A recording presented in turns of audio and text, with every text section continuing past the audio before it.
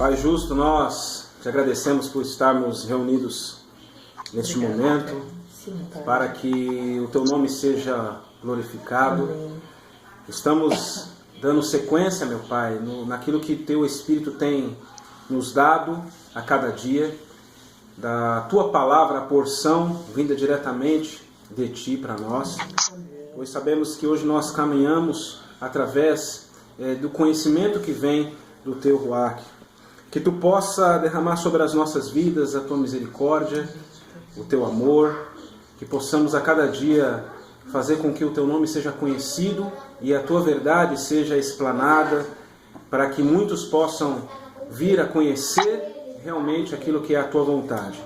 É no teu nome poderoso que nós clamamos nesse momento, ó Yahushua, para que toda a verdade, tudo aquilo que estiver em oculto, tudo aquilo que estiver muitas das vezes de uma maneira escondida, através da luz da tua palavra, da tua verdade, possamos chegar ao conhecimento daquilo que é verdadeiro, Pai.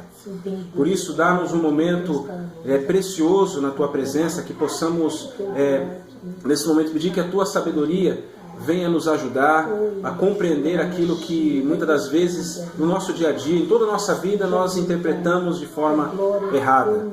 Nós pedimos que tu possa nos abençoar e nos cobrir com o teu precioso nome, Pai. Nós te pedimos e te agradecemos nesse momento, em nome de Yahushua HaMashiach. Aminau.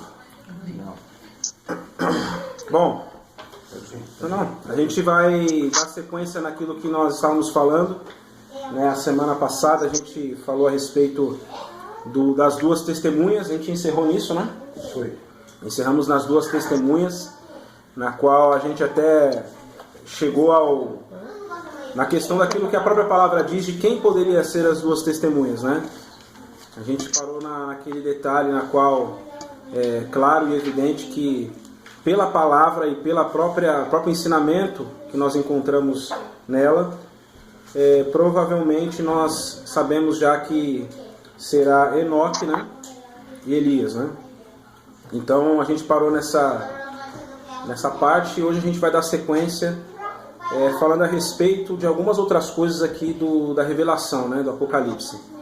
Mas fora isso, vocês, antes da gente começar aqui, ficou claro, né, Miriam e Samuel, que estavam aí na semana passada, a questão das testemunhas, né? Ficou tranquilo? Entendimento? Sim. Ficou claro, sim.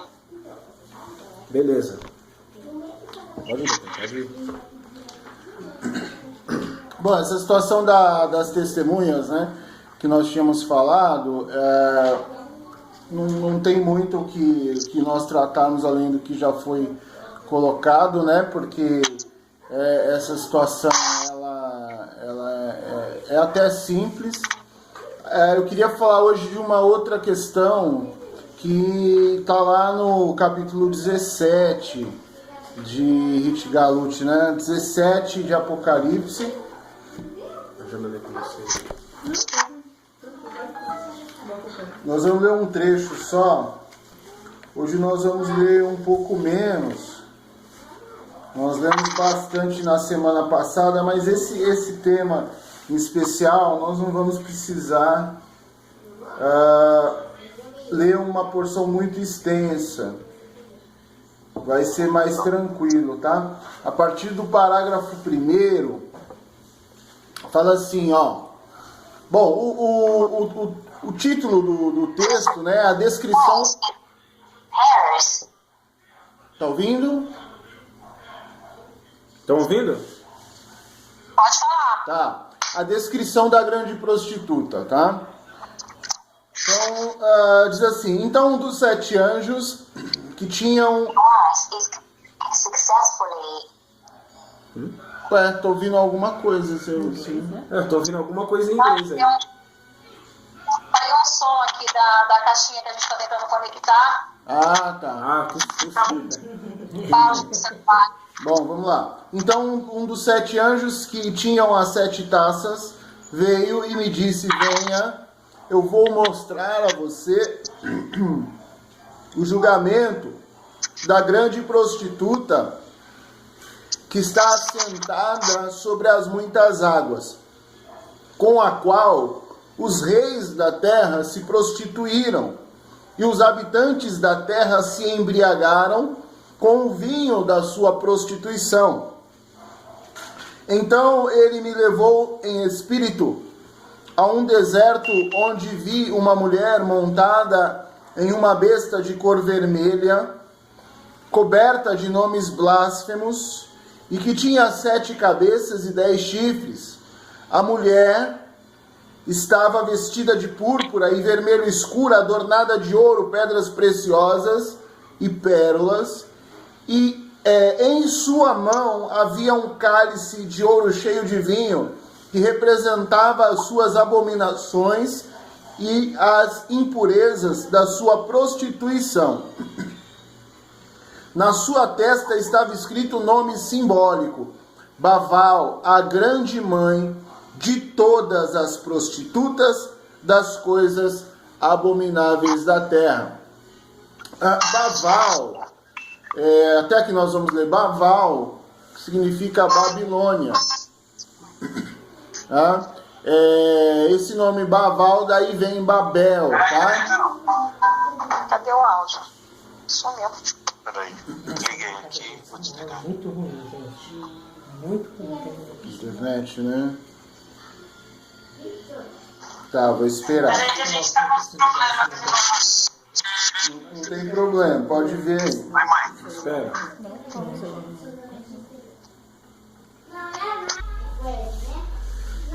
Então vamos lá. Vocês ouviram?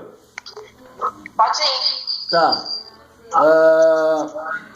Então vou a partir do 5. Na sua testa estava escrito um nome simbólico: Baval, a grande mãe de todas as prostitutas e das coisas abomináveis da terra. E vi que a mulher estava embriagada com o sangue dos eleitos, isto é, com o sangue dos mártires de Yahushua. Quando a vi, fiquei muito admirado. Então o anjo me perguntou: por que você está admirado? Eu vou contar a você o significado oculto da mulher e da besta que a carrega, a qual tem 7 cabeças e 10 chifres. A besta que você viu era e já não é. Ela está para subir do abismo, e dali sairá e será destruída. Os habitantes da terra, que desde a criação do mundo não têm os seus nomes escritos no livro da vida, ficarão admirados quando virem a besta que era, agora não é, mas que está para aparecer. Aqui se requer sabedoria e entendimento. As 7 cabeças são 7 montes sobre os quais a mulher está assentada. Até aqui. Amados, a gente tem uma cultura principalmente nós que vemos da religião, que é conhecida como evangélica e tal, de que a Igreja Católica, né, e o Vaticano são, né, a grande prostituta e a meretriz, não é verdade? Não é isso que nós aprendemos? Nós aprendemos que isso é o Vaticano, né? É a Igreja Católica. Na hora, o que é ensinado é isso. Mas nós estamos aqui justamente para que nós possamos aprender da Escritura, e não só aprender, mas que nós possamos olhar para a verdade como ela é. Então, primeiro ponto nessa situação, o nome Baval, que vem de Babel, né? Que vem de Babilônia, que vem da torre de Babel, que ficava no meio da Babilônia. Então a Babilônia era uma cidade, e no meio da Babilônia ficava uma torre, que era conhecida até hoje Torre de Babel. E essa cidade ela era governada por Nimrod. Tá?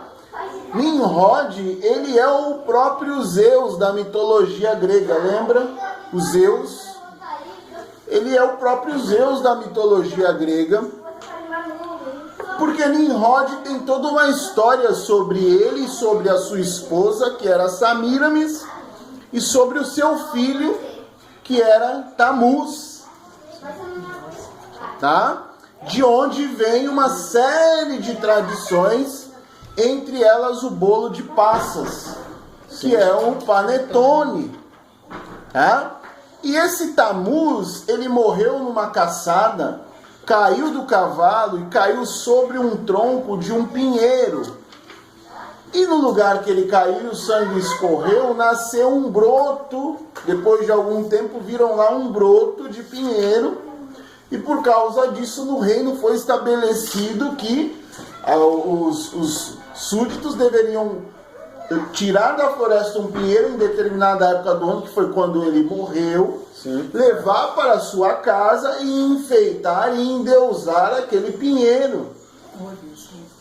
Então, essas tradições, elas estão todas ligadas, tá? E ela é uma tradição das religiões indo-europeias, que são religiões mais antigas, tá? São religiões cananeias, cananitas, mais antigas do que o próprio cristianismo pós-Machia aí, foi chamado, na verdade, de cristianismo agora, depois de 1.300, 1.400 anos atrás aí, que foi quando Constantino vem e funda o que foi chamado de cristianismo, que é uma mistura de mitraísmo, né, com as religiões indo-europeias. Então vem uma série de tradições. É importante nós sabermos disso, por quê? Porque todas as vezes que nós olhamos para a Igreja Católica, a gente via, não mais, mas a gente via uma série de defeitos e uma série de problemas. E sempre enquadrávamos a Igreja Católica como essa prostituta aqui. Até porque a gente já pensava, devido à história que foi contada, que foi a Igreja Católica que fez os maiores mártires, vamos falar assim, né? E o Vaticano veio depois, é outra história. Isso. Então o que ocorre? Quando você lê lá o texto, você vê o quê? Quem crucificou, quem matou, quem, né, chicoteou, foram os romanos. Né? Quem perseguiu, os romanos. Tá? Aí vem a Igreja Romana. Mas Roma é recente. Sim. Tá? Quando nós falamos Roma no papel dessa prostituta, na verdade Roma não se enquadra. Por quê? Porque Roma era uma cidade gentil. Isso. E que não era capital do Império Romano. Precisa se entender uma coisa: Roma era um estado do Império Romano, mas a capital do Império Romano era Constantinopla e não Roma. E o Vaticano não existia.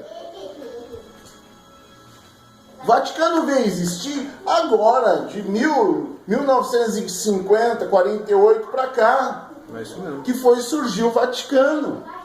Então o Vaticano é recente. Aquela igreja, tudo aquilo que foi construído ali, aquilo ali é recente. E o Vaticano nada tem a ver com o que a Escritura vem trazendo. O Vaticano é o quê? É mais uma religião que é filha. Tá? O Vaticano, a Igreja Romana, a Igreja Evangélica, as denominações, as feitiçarias, as idolatrias, são todas filhas dessa prostituta. Por que eu digo que elas são todas filhas dessa prostituta? Porque corre o quê? Mamon, o dinheiro, os interesses, a mentira, a descaracterização da família. Porque até então a responsabilidade de ensinar a escritura de quem que era? Era do chefe da família. Então hoje eu terceirizo isso. Eu dou o meu dinheiro, vou para um lugar que é obrigado a ter cadeira, ter som, ter ar-condicionado, ter alguém para falar, alguém para ensinar, alguém para cuidar do meu filho, alguém para fazer tudo que eu preciso. E se não fizer, tá bom, não tá bom, né? Então, nós aprendemos, né, a encontrar um culpado e nos esquecemos que a própria igreja que é chamada de protestante, ela é filha da igreja católica. É porque foi nessa divisão, porque era tudo uma só. Né? Era tudo uma só. Aí vem Lutero, fala que é porque protesta, né, Martim Lutero, mas na verdade ele não mudou nada, ele só saiu da católica, mas permaneceu com o templo e todo o resto. Exatamente. Só tirou a imagem. Então, essa prostituta que é chamada na escritura, que representa uma cidade, que representa uma religião, que é a mãe de todas as abominações da terra, tá? Eu quero ler um pouquinho mais sobre ela no 18, mas eu quero levar vocês a pensar em quem deveria, quem realmente é, né? Porque nós olhamos para tudo e para todos, menos para quem realmente é essa prostituta. Porque para ser prostituta teve que nascer correta. Exatamente. Não é? Então, primeiro, a Igreja Católica nunca foi o povo da aliança. O povo romano sempre foi povo gentil. Não estou dizendo aqui que o povo romano não tem direito à salvação, nem que é só o hebreu, que o gentil... Não. A salvação é para todo aquele que crê no nome do Eterno, certo? Mas esse povo aqui, essa prostituta do Apocalipse, ela se desviou do seu caminho. Exatamente. Ela não era mulher estranha. Ela se tornou uma prostituta. E para se tornar, ela tem que se desviar do seu caminho. Então, um dia ela foi escolhida, foi adornada e tudo mais. Pode ler o texto aí, Maurício, que você tem. Aqui, eu peguei aqui a parte que fala sobre Tamuz. Eu vou até deixar separado, para vocês entenderem para onde Israel, né, e Yahushalaim, que a pessoa conhece como Jerusalém, se encaminhou. Tá? Então o que acontece? A gente vai ler depois, mas primeiro falando da prostituição, a gente tem aqui, está na página aqui, ó, da prostituta aqui, ó. Deixa eu até separado aqui, ó. Prostituta. Aqui, a infidelidade é no 16. Qual que é? A infidelidade, Ezequiel 16, página 509. E aqui fala já da Yahushalaim, a prostituta. Isso, pode ver. Tá.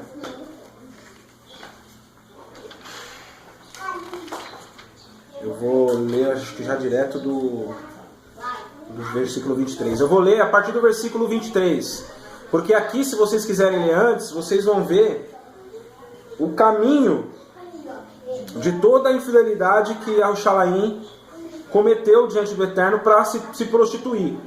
No 23, já vai falar da prostituta, certo? Então está dizendo assim, ó, e agora, depois de todas essas maldades, ai, ai de você, diz o soberano Criador Yahweh, você construiu prostíbulo de culto e fez lugares altos para seus cultos idólatras. Em todas as praças, em cada encruzilhada de caminho, você construiu altares e tomou abominável a sua beleza. E se entregou aos que passavam, multiplicando as suas prostituições. Também você se prostituiu com os egípcios, com os seus vizinhos, grandemente carnais, e você multiplicou a sua prostituição para me provocar a ira. Por isso eu estendi a minha mão contra você, diminuindo a sua porção de alimentos, entregando você à mercê daqueles que a odeiam, as filhas dos Pelistins, a qual se envergonhavam do seu comportamento depravado. Também você se prostituiu com os Ashuritas, quando você era insaciável. Contudo, prostituindo-se com eles, nem assim você ficou satisfeita. Além disso, você multiplicou as suas prostituições, desde a terra de Canaã até de Casdimá. E nem ainda com isso se satisfez. Quão fraco é o seu coração, diz o soberano Criador Yahweh. Você fez todas essas coisas, comportamento como de uma meretriz desenfreada, construindo seus altares nas encruzilhadas de cada caminho, e fazendo o seu lugar alto em cada rua. Você tem sido pior que uma meretriz. Tem sido pior que uma meretriz, pois rejeita o pagamento. Você tem sido como uma mulher adúltera. Em lugar do seu marido, recebe os estranhos. A todas as meretrizes se dá a sua paga, mas você dá presente aos seus amantes, induzindo-os para o que venham a você, de todas as partes as suas prostituições. Assim você é diferente das outras mulheres nas suas prostituições, pois você que incitou a todos, você que se incitou a todos, sem que ninguém a procurasse para a prostituição, e é você que paga a eles, enquanto eles não pagam nada a você, ao contrário do que ocorre com as demais prostitutas. Então, olha só. Aí o 17 que nós estávamos lendo lá em Rit Galut, né? O versículo 18, lá na página 1180 agora, volta para lá. No versículo ou parágrafo 18 diz assim, ó: a mulher que você viu é a grande cidade que domina sobre os reis da terra. O Vaticano não é uma cidade, ele é um estado. O Vaticano é um estado, com exército próprio, com banco próprio, com regente próprio. Quase um país, né? Vamos dizer É assim. um país. É um país, né? O Vaticano é um país dentro, né, da Itália. Ele é um país e não uma cidade. Como cidade, representa muito pouco. Fala-se muito sobre as riquezas e tudo mais. Mas eu não sei se você já percebeu, mas todo presidente americano que assume, qual é a principal agenda dele? Visita a Jerusalém. O Papa, quando assume, qual que é a principal agenda dele? Visita a Jerusalém. Aí eles falam o quê? Que vão lá selar a paz e tudo mais. Os líderes das grandes religiões, qual é o principal destino deles? Jerusalém. A sede das principais religiões do mundo e das piores, que mais mataram, que mais perseguiram, onde está? Jerusalém. Agora veja só, os mandamentos dizem que não deve haver outro diante do Eterno. Fala sobre a idolatria, contra imagens, contra a adoração a ídolos, contra a guarda de um outro dia que não seja o Shabat. Tudo isso fala.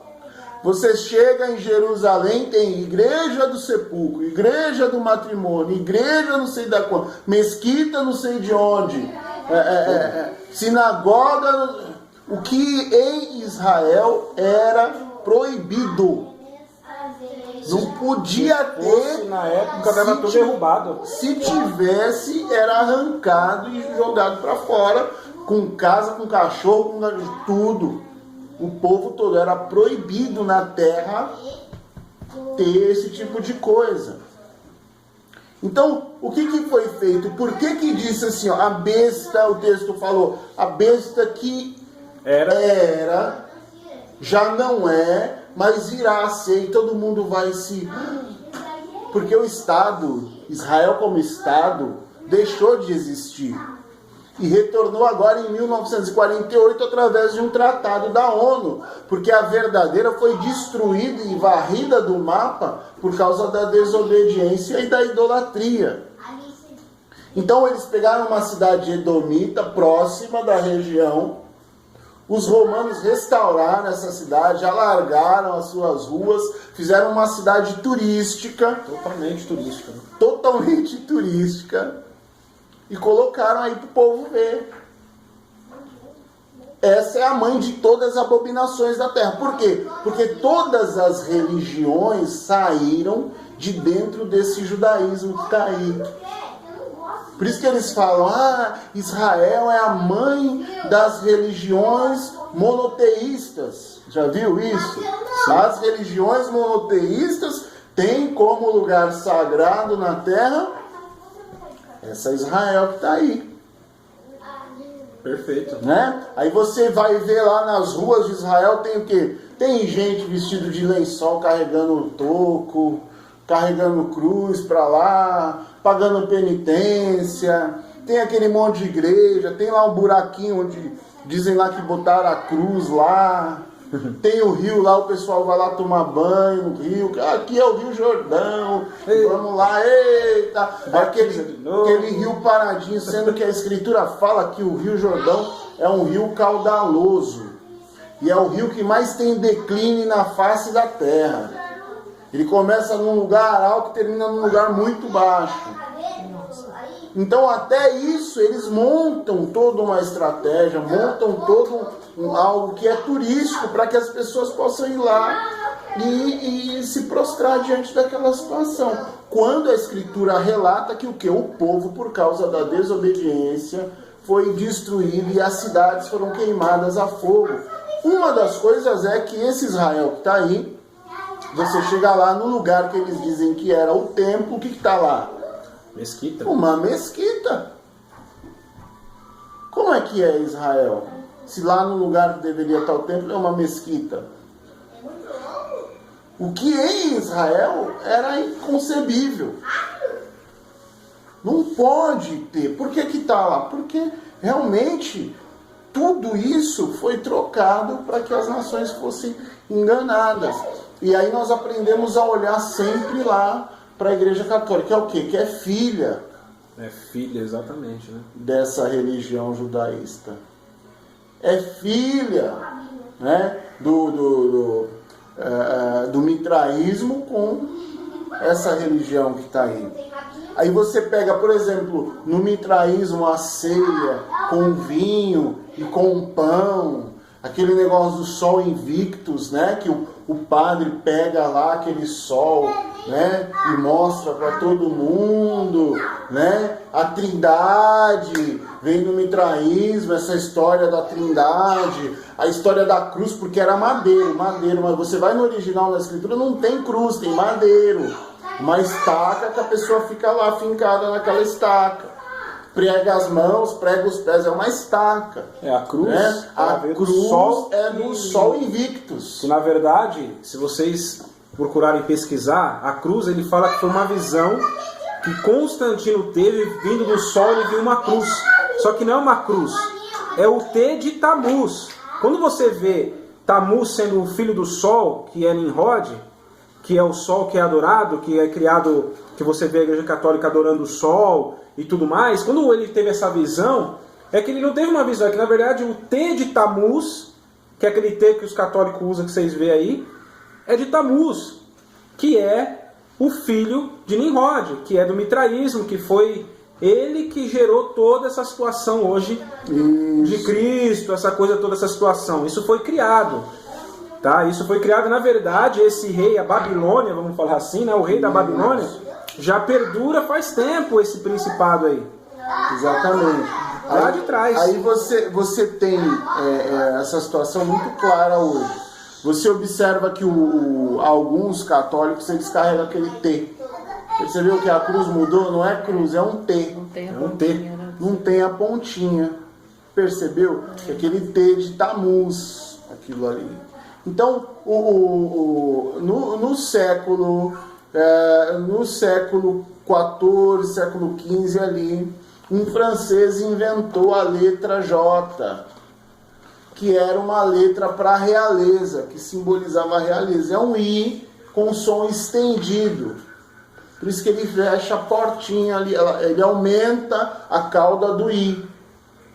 Tá? E aí vem toda uma história, toda uma situação das traduções, enfim, nós não vamos entrar nessa questão em si, mas a situação de que essa cidade que tanto se fala, que é a abominação, que é a mãe das abominações, que deu de beber do vinho, que embriagou as nações, realmente é essa Israel que está aí, essa Jerusalém que está aí. Aqueles que coordenam toda a situação de armas, é a cidade que mais mexe com pedras preciosas, o canal de Suez, tá? O canal de Suez, que fica ali entre o que eles chamam de África e Oriente Médio. Tem o canal de Suez ali, que é um canal que não é natural, é um canal que foi criado pelos homens, é onde os navios passam do Oriente para o Ocidente. Então tudo que passa de petróleo do Oriente para o Ocidente passa ali.